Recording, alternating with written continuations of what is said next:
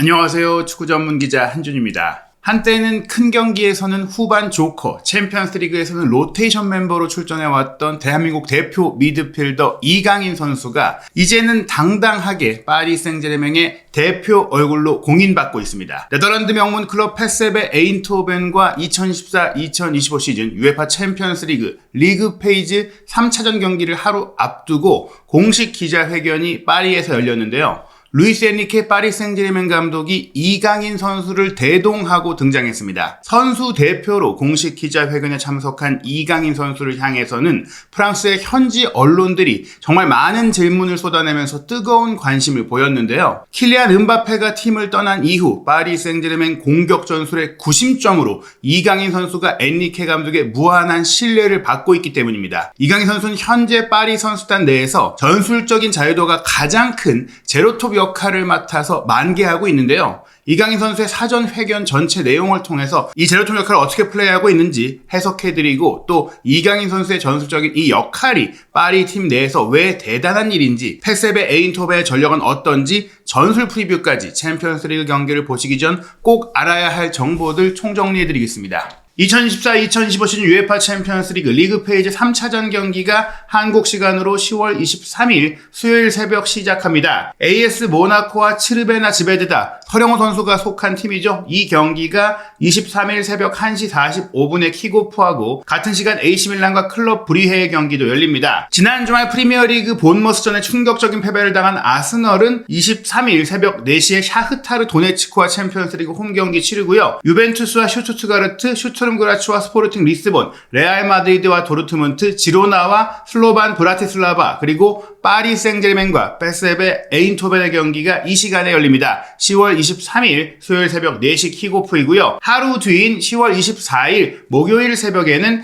김민재 선수의 출전이 확실시되는 바이에른 뮌헨의 바르셀로나 원정 경기, 그리고 황인범 선수의 페노르트 경기도 열리게 됩니다. 이제 이강인 선수가 파리의 얼굴이다라는 것을 확실하게 알린 것이 이번 공식 기자회견 선수 대표로 참석한 것인데요. 이 내용은 유튜브 채널이나 파리 생제르맹 공식 홈페이지를 통해 나와 있는데 저희가 전체 내용 맥락에 맞춰서 설명해 드리도록 하겠습니다. 먼저 올 시즌 이강인 선수가 벌써 리그 앙에서만 4골을 기록하면서 아주 좋은 득점 페이스를 보이고 있잖아요. 이에 대한 질문이 나왔는데 이강인 선수는 공격수라면 항상 득점이나 어시스트를 하고 싶다라는 말로 지금 현재 파리에서 본인이 맡고 있는 역할 기반이 공격수, 최전방, 파이널 서드 지역에 있다고 얘기를 합니다. 미드필더형 선수이긴 하지만 올 시즌 제로톱으로 뛰면서 그 어느 때보다 골문에 가까이도 올라가고 있는 이강인 선수인데요. 하지만 본인의 득점이나 공격 포인트보다 가장 중요한 것은 팀의 승리를 돕는 것이라고 성숙한 대답을 했어요. 항상 더 잘할 수 있다고 생각을 하지만 그래도 올 시즌 초반은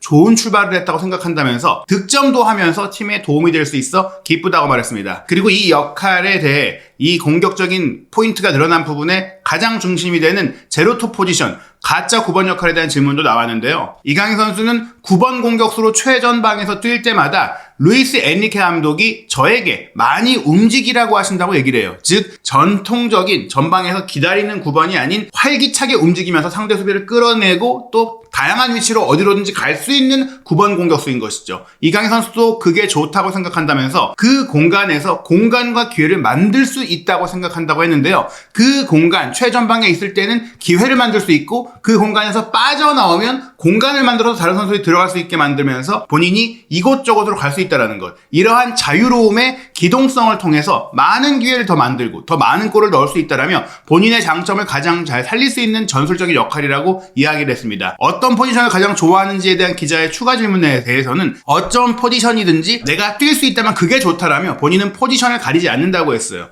어린 시절부터 가장 많이 맡아왔던 10번 공격형 미드필더 역할이 이강인 선수의 가장 주 포지션이라고 이야기를 하지만 현대 축구에서는 그 역할을 맡아놓은 선수만 그 역할을 하는 게 아니라 오른쪽 측면에 가서도 안으로 들어와서 뛸 수 있고 전방에 가서도 밑으로 내려올 수 있고 왼쪽 측면에 가서도 그 자리로 올 수 있는 무한 스위칭이 이루어지는 게 현대 축구의 전술이기 때문에 그렇다면 그 안에서 왼발잡이인 이강인 선수가 어떤 선수들과 합을 맞출 때 어느 위치에서 본인의 역량을 가장 잘 발휘할 수 있고 어떤 동선을 가져가는 게 또 상대 수비를 가장 잘 흔들 수 있는지가 그때그때 팀마다 상대마다 다르기 때문에 이강인 선수는 이게 겸손한 대답이 아니라 정말로 어떤 포지션이든지 상황에 따라 나는 좋다라고 얘기를 한 것이죠. 팀 동료들과 팀을 돕기 위해 항상 100%를 다할 것이라면서 축구 경기에서 전술적인 운영은 나 개인이 아닌 팀 전체를 생각하는 것이라는 것을 누구보다 잘 이해하고 있는 이강인 선수라고 할 수 있겠습니다. 올 시즌 초반이 좋긴 하지만 아스날 원정 패배는 내용과 결과 모두 아쉬웠잖아요. 이러한 부분에 있어서 분명히 발전과 개선의 여지가 있다라고 할 수 있는데요. 이강인 선수는 이에 대해서 파리에 온 이후 항상 팀에 도움이 될 수 있도록 열심히 훈련하고 또 열심히 발전하기 위해 노력해왔고 그게 가장 중요한 일이라고 이야기를 했어요. 모든 선수들이 발전하기 위해 노력을 하고 있고 또 그게 팀을 더 강하게 만드는 원동력이라면서 이미 잘하는 선수들이 와 있고 또 이미 잘하는 선수들이긴 하지만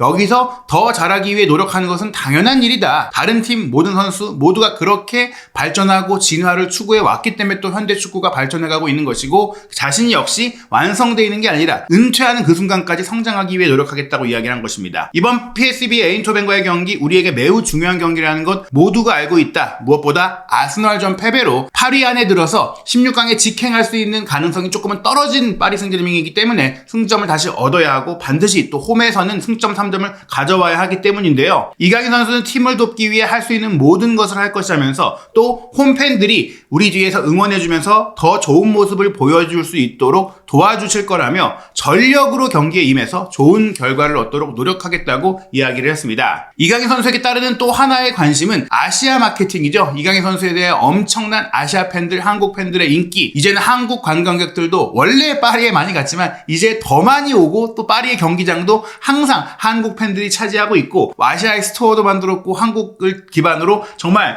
아시아 내에서 파리 생제르맹의 위상과 인기가 높아지고 있는 게 이강인 선수 덕분인데 그에 대해서 이강인 선수 개인적으로는 뭐 항상 본인이 축구를 좋아해서 이런 일을 하고 있는 것이기 때문에 그런 인기가 뭐 경기나 생활에 큰 영향을 미치지는 않는다고 했어요. 가족과 축구가 가장 중요하다며 다만 파리라는 빅클럽에 소속해 있기 때문에 부담감이 더 커진 것은 사실이지만 늘 그저 더 나은 축구 선수가 되기 위해 노력하는 것에 집중하고 있다고 했습니다. 축구에만 집중하는 것이 본인이 발전하는 방법이라면서 말씀드린 대로 좋은 경기력을 발휘하고 승리를 하는 것, 팀에 도움이 되는 게 가장 중요하다. 앞으로도 나는 거기에만 집중할 것이다 라는 굉장히 또 성숙하고 차분한 태도를 보여줬습니다. 이 빅클럽이라는 부담감에 대해 계속 나오는 질문에 대해서는 파리 유니폼을 입으면 리그왕이든지 쿠프 드 프랑스, 프랑스 FA컵이라든지 UEFA 챔피언스 리그 등 모든 경기가 중요하다고 했어요. 실제로 지난 시즌 파리 생제르맹이 프랑스 자국 대회는 다 우승을 했죠. 이강인 선수도 많은 우승 트로피를 커리어에 추가를 했는데 아쉬웠던 게 이제 챔피언스 리그 4강에서 떨어진 것이었고 또 파리 생제르맹이 정말 막대한 자금을 투자하고 있는 가운데에도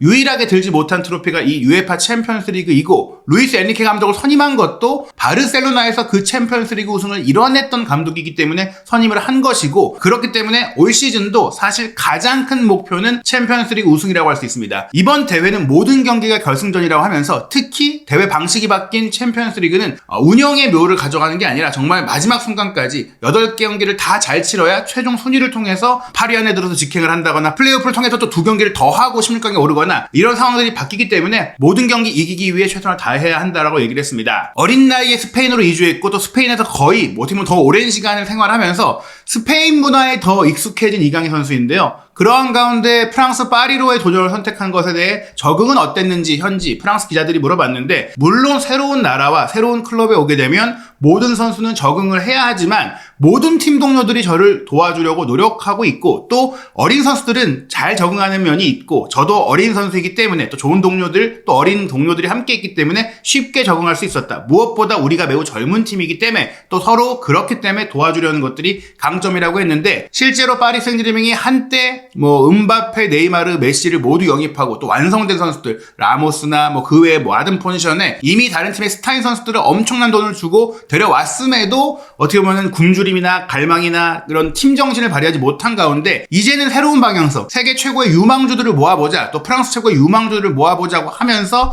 무아니, 바르콜라, 이강인, 또 에메리를 키운 면도 있고 또 비티니아의 후계자로 네베스도 데려오고 정말 어리고 젊은 팀으로 지금 개편되고 있잖아요. 올 시즌에 합류한 수비수 윌리안 파초도 그런데 그런 과정 속에서 또 이강인 선수는 스페인 코칭 스태프인 엔리케 사단과 더불어 또 팀 내에 있는 많은 스페인 선수들 또 프랑스어와 스페인어가 크게 또 차이가 없기 때문에 때문에 비슷한 면이 있기 때문에 언어적으로 물론 이강인 선수가 인터뷰나 대부분의 대화를 스페인어로 하고 있긴 하지만 그래도 빠르게 잘 적응하면서 사적으로도 잘 지내고 있는 것들을 좀 보여주고 있습니다. 이강인 선수의 플레이 스타일에 대한 질문도 있었어요. 이렇게 기술이 좋은데 어떻게 이렇게 기술을 연마했느냐고 이제 질문을 했을 때는 아무래도 본인이 단점을 극복하기 위해 새로운 장점을 만들어야 했던 부분들을 설명을 합니다. 어렸을 때부터 본인이 힘이 좋거나 스피드가 빠른 피지컬적인 운동 능력이 좋은 선수가 아니었기 때문에 힘과 속도의 부족함을 만회하기 위해 나만의 스타일을 찾아야 했고 그래서 기술을 발전시켰고 그게 지금 도움이 되고 있다. 그리고 지금은 기술적인 것뿐 아니라 신체적으로도 더 발전하기 위해 노력한다면서 스프린트 속도라든지 또 몸싸움이라든지 이런 것들이 또 보강되면서 이강인 선수가 더 좋은 선수로서 지금 성장하고 발전하고 우뚝 서고 있는 상황이다라고 보시면 될 것 같습니다. 이 기자회견에 나선 것뿐만이 아니라 지난 주말 프랑스 리그안 경기 출전 시간들을 봤을 때도 이강인 선수는 페세베 에인토벤과 이번 UEFA 챔피언스리그 경기 선발 출전할 것으로 예상되고 있습니다. 일부 매체 같은 경우에는 아센시오의 제로톱 선발을 예상하고 있긴 하지만 프랑스 정론지, 프랑스 축구 최고의 매체인 레키프에서는 이강인 선수가 제로톱으로 선발 출전할 거라고 전망하면서 왼쪽에 바르콜라, 오른쪽에 덴벨레, 산미들로 에메리 비티니아, 주앙 네베스, 포백에 누누 멘데스, 윌리엄 파초, 마르키뉴스, 하키미, 돈나룸마가 골문을 지킬 거라고 예상을 했는데요. 일단 현재 부상자 현황을 보더라도 파리 생제르맹은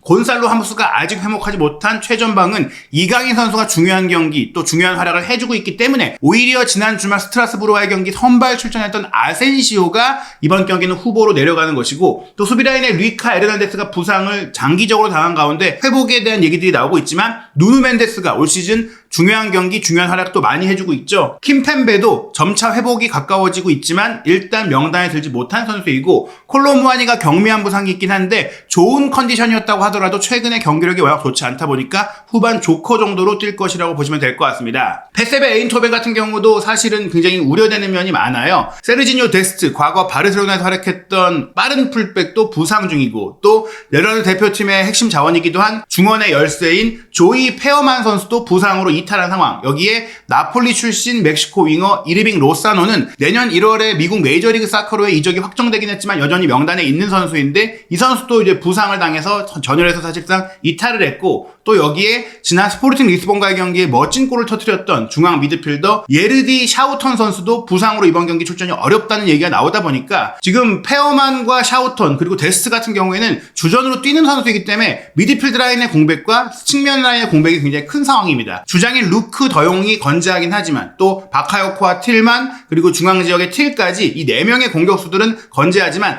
나머지 포지션의 선수들이 좀 이탈 공백이 많기 때문에 이번 경기는 객관적인 전력 차이를 보더라도 파리 생제르맹이 손쉽게 이길 수 있지 않을까라는 전망이 많이 나오고 있어요. 게다가 파리 생제르맹 같은 경우에는 최근 아스널과의 챔피언스리그 원정 경기 결과는 아쉬웠지만 점차 경기력이 좋아지고 있고 특히 프랑스 리그 앙에서는 지난 시즌보다 더 좋은 경기력, 음바페와 함께 하던 때보다 팀적인 조직력이 더 좋아지고 있다는 평가가 나오면서 엔리케 감독의 계약이 2027년까지 연장됐습니다. 아직 시즌 중임에도 불구하고 엔리케 감독에 대한 구단의 신뢰가 확인됐고 이러한 신뢰는 엔리케 감독이 더 마음 편히 팀을 운영하고 계획을 짤 수 있는 기반이 되고 있고 그런데 그 계획의 중심에 그 전술의 중심에 이강인 선수가 있다는 것은 분명히 고무적인 일이겠죠. 그 외에 파리 미드필드 라인의 최근 원볼란치 역할을 맡으면서 굉장히 잘해주고 있는 포르투갈 출신의 비티니아도 2029년까지 연장 계약에 합의를 한 것으로 알려졌고 오른쪽 풀백 하키미 역시 이적설이 있었지만 2028년까지 연장 계약이 근접했다라는 소식이 파리 소식의 정통한 기자들로부터 나오고 있고 잔루이지 돈나룸마나 누누 멘데스 같은 주전 자원들의 연장 계약 소식도 나오고 있거든요.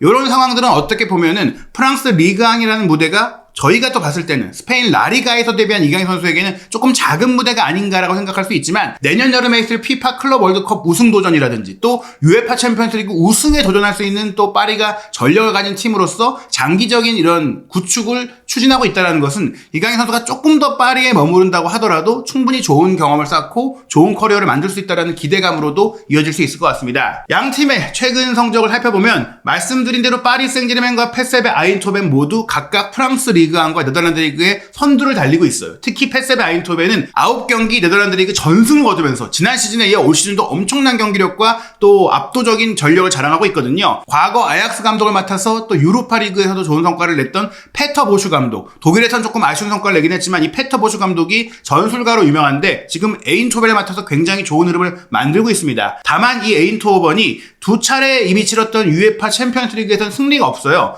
유벤투스 원정 1대3 패배에 이어 홈에서 치렀던 스포르팅 리스본과의 경기 1대1로 비기면서 이번 경기를 이기지 못한다면 사실상 16강에 가는 것이 좀 어려워지는 상황이 아니냐. 물론 남은 경기들이 꽤 있긴 하지만 쉽지 않은 상황이 될 수 있기 때문에 굉장히 열심히 달려들 것으로 보입니다. 게다가 에인토벤은 지난 주말 네덜란드의 또 다른 강호인 알크마르의 원정 경기도 2대1로 이겨내면서 최근 연선을 거두고 있어서 분위기가 좋은데요. 다만 파리 생제르맹 역시 올 시즌 지로나와의 챔피언스 리그 첫 경기 1대0으로 간신히 이겼고 또 아스날 원정에서는 무기력하게 0대2로 패배를 했기 때문에 지난 주말 스트라스부르와의 리그1 경기 4대2로 크게 이기긴 했지만 또 니스 원정 리그1 경기에서 비기는 등 최근에 꾸준히 연선을 거두지 못했던 부분들이 있어요. 그러다 보니까 양팀 모두 이번 경기에서는 흔들리는 모습들이 있을 수 있다. 이렇게 볼 수가 있겠습니다. 일단 PSV 에인토벤은 4-3-3 포메이션을 기반으로 운영하고 있고 올 시즌의 핵심적인 선수가 중앙 공격수의 리크 더용이 진짜 9번 역할을 하고 그 뒤에서 박스 투 박스로 움직이면서 공격도 연결하고 수비도 잘해주고 있는 페어만 선수인데 이 선수가 부상으로 빠졌어요. 페어만 선수가 5개의 도움을 기록하고 있는 선수고 리크 더용이 5골을 넣고 있는 선수인데 여기서 페어만이 빠졌고 또 4골 기록 중인 이르빙 로사노가 부상으로 빠져있는 상황입니다. 물론 휘스 틸이라든지 또 마이크 틸먼 같은 2선 자원들이 이번 경기에 뛸 수 있는 상황이긴 하지만 또 바카요코도 오른쪽에서 가운데로 치고 들어가면서 왼발 슈팅 굉장히 좋은 선수이긴 하거든요. 그러나 좌우 풀백과 또 중앙 미드필드 라인에 이탈 자원이 있는 부분들은 특히나 이제 전력이 더 강한 파리 생제르맹을 상대할 때는 또 타격이 될 수 있는데요. 일단 에인토벤 같은 경우 4-3-3 포메이션을 좀 공격적으로 운영해 왔지만 유벤투스와의 경기를 패배한 이후에는 특히 스포르팅 리스본과의 경기부터는 4-3-3을 조금 수비적으로 쓰고 있어요.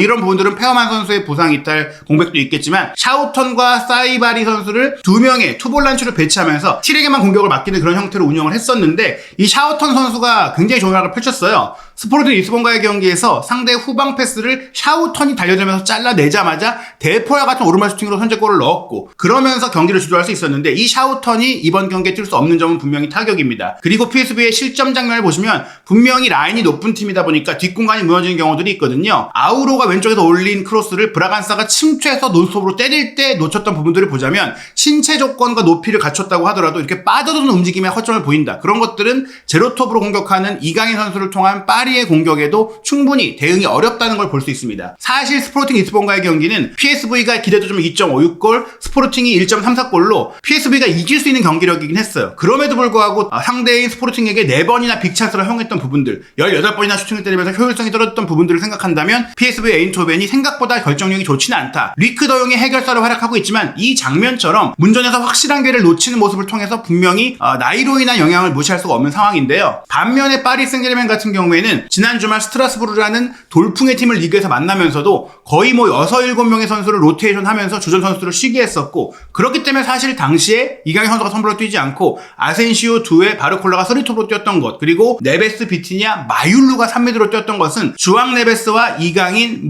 에메리 이런 선수들이 조금 더 이번 경기에 치중할 수 있다. 게다가 에메리가 이번 경기는 본래 자리인 메짤러로 뛸 가능성이 커요. 지난 스트라스부르와의 경기에는 하키미를 쉬게 하면서 오른쪽 풀백으로 뛰었기 때문에 둔화된 면이 있었거든요. 게다가 저번 경기는 이강인 선수가 후반전 중간에 투입이 됐었는데 투입되고 나서 훨씬 더 플레이가 세련되고 매끄럽게 이어졌던 부분들 실제 기록으로 보더라도 이강인 선수가 없었던 전반전 파리가 60%의 높은 점유율을 기록하면서도 스트라스부르 상대로 기대 득점이 1.08골에 불과했는데 후반전 30분 정도 뛰었는데도 2.41 기대 득점을 만들고 빅찬스도 5개로 창출해내는 그런 역할의 중심적인 플레이를 했습니다. 당시 이강인 선수의 히트맵을 보시면 58분에 아센시오를 대신해서 들어가서 최전방 10번, 8번, 6번 역할도 다 하고 세트피스도 전담을 하면서 파리가 만든 대부분의 공격 기회를 이강인 선수가 만들었는데요. 실제로 들어가자마자 5분 만인 63분에 바르콜라의 기점 패스, 네베스의 리턴 패스를 받아서 이강인 선수가 로빙 패스를 연결하면서 바르콜라가 페널티킥을 얻을 뻔했던 장면도 이끌어냈어요. 실제 휘슬이 울렸다가 VAR 체크로 취소됐던 장면에서 이강인 선수가 뒤로 빠져나오는 제로 제로톱 움직임에 이어 논스톱 칩샷 로빙 패스가 기가 막혔었고요. 69분에는 바르콜라가 내준 공을 파비안 루이스 쪽으로 향해서 기가 막힌 논스톱 스루 패스를 넘겼는데 파비안 루이스가 속도가 느려가지고 따라잡히면서 1대1 기회로 연결하지 못했었죠. 73분에는 정지 상황에서 왼발 프리킥 크로스를 올린 게 슈크리니아르의 헤더로 이어졌는데 골대 앞으로 아슬아슬하게 빗나갔는데 결국 90분 은바에가 찔러준 공을 네베스가 컷백 주고 이강인 선수가 앞에 있다가 뒤로 빠졌다가 다시 올라가는 제로톱의 전형적인 움직임으로 스트라스보르 수비를 완전히 속여내면서 논스톱 슈팅으로 4대2를 만들었고 본인의 리그 4호 골을 터뜨리기도 했습니다. 이런 이강인 선수의 활약이 챔피언스리그 무대에서 나오지 않을까 생각이 되고 올 시즌 챔피언스리그 첫 번째 득점도 나올 수 있지 않을까 기대가 되는데요. 후스코어드닷컴은 이번 경기 PSV 아인토벤을 상대로 파리가 2대0의 완승을 거둘 것이라면서 파리가 올 시즌 홈경기 모든 경기 승리하고 있다. 물론 아인토벤도 최근 무패 행진을 5경기로 늘렸지만 또 보슈 감독 체제의 11경기 중에 딱 2경기만 이기지 못할 정도로 좋은 성적을 내고 있지만 이기지 못한 그 2경기가 챔피언스리그다. 말씀드린 대로 리그 9연승 중이잖아요. 9전 전승인데 역시 챔피언스리그는 버거울 것이다 라면서 특히 미드필드진이 가볍고 쌩쌩한 파리가 홈에서 이길 것이다 라고 전망하고 있습니다. 이러한 부분들은 1만 회의 슈퍼컴퓨터 시뮬레이션으로 승리 확률을 전망하는 옵타 디 애널리스트에서도 파리의 승리 확률을 62.5%로 책정을 하면서 UEFA 챔피언스리그 리그 페이지 3차전 첫날 경기 중에 4번째로 확실하게 승패가 갈릴 경기로 보고 있어요. 아스널과 샤흐타르의 경기 아스널의 승리 평균 배당률이 1.09배, 지로나와 브라티슬라바의 경기도 지로나의 승리 평균 배당률이 1.18배, 맨시티와 스파르타의 프라바의 경기도 맨시티가 1.07배인데 그래도 상대팀의 면면과 이런 부분들을 봤을 때 PSV 에인토벤이 전통적으로는 좀 강세가 있는 팀이잖아요. 그런 PSV인데도 파리의 홈 배당률이 유럽의 주요 스포츠 베팅 업체들로부터 1.39배가 나오고 있다는 것은 파리의 전력이 압도적이라는 얘기인데 그 전력의 중심에 이강인 선수가 있다는 점은 이강인 선수가 유럽 내에서 얼마나 높은 평가를 받고 있는지를 또 하나 보여주는 대목입니다. 과연 이강인 선수 챔피언스리그 올 시즌 첫 골 터뜨릴 수 있을지 내일 새벽 4시에 킥오프하는 이강인 선수 파리와 PSV 아인토벤의 경기 한준TV를 통해 그 경기 이후 분석과 프랑스 현지 반응, 해외 반응 모두 확인하시기 바랍니다. 한준TV 구독, 좋아요, 알림 설정으로 한국인 유로파 선수들이 세계 곳곳에서 활약하는 상황들 그리고 그에 따른 뜨거운 반응들 놓치지 않으시기 바랍니다.